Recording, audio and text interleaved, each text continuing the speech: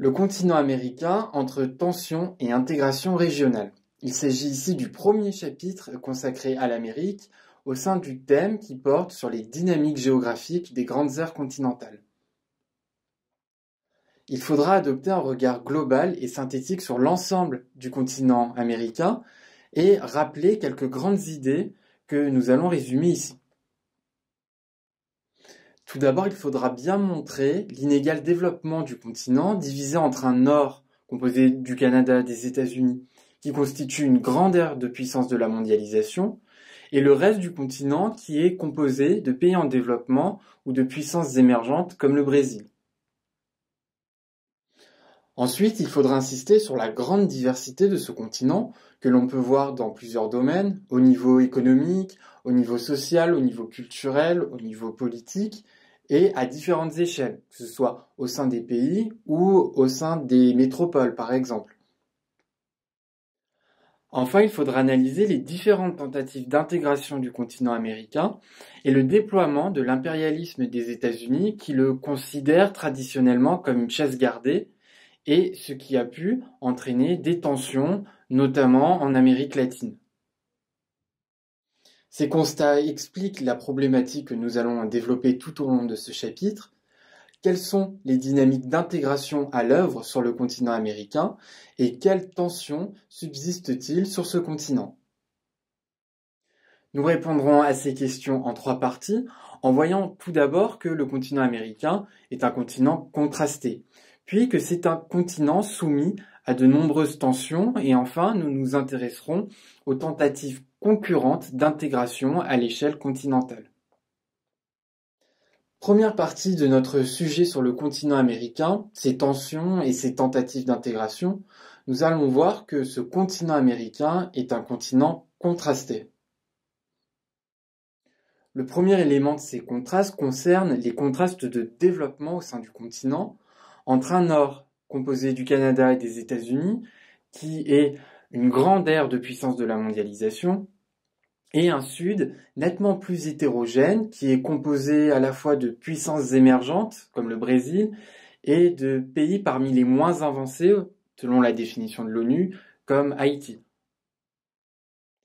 À plus grande échelle, il vous faudra rappeler les inégalités de développement que l'on peut constater entre des territoires bien intégrés dans la mondialisation et des périphéries marginalisées.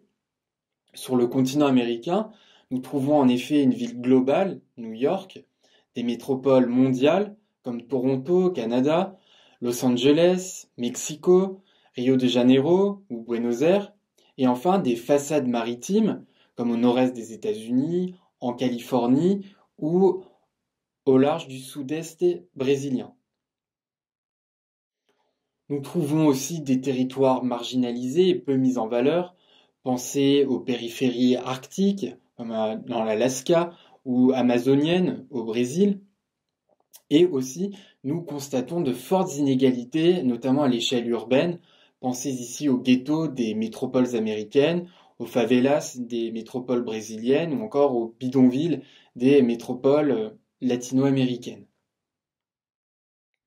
L'ensemble de ces contrastes sont à l'origine de migrations transcontinentales, notamment du sud vers le nord, malgré des dynamiques de rattrapage que l'on peut constater au sud du continent. Deuxième point, les sociétés du continent américain sont marquées par des contrastes culturels. Ces contrastes culturels sont en partie un héritage de leur histoire et notamment de la colonisation. Anglo-saxonne dans la partie nord du continent et ibérique, portugaise et espagnole dans la partie sud. Dans ce tableau des sociétés américaines, il ne faudra pas oublier les Amérindiens, qui ont été plus ou moins intégrés dans les différents États du continent et qui sont aujourd'hui des populations plus ou moins développées, et enfin les populations afro-américaines, dont la présence sur le continent s'explique par le système esclavagiste sur lequel reposait la colonisation. Ces populations afro-américaines sont particulièrement importantes dans les Antilles, au Brésil et enfin aux États-Unis. Enfin, nous constatons une diversité et même une instabilité des formes politiques sur le continent américain. Déjà, il faut rappeler que la démocratie est largement majoritaire sur le continent américain, malgré la persistance de quelques régimes dictatoriaux à parti unique, comme sur l'île de Cuba.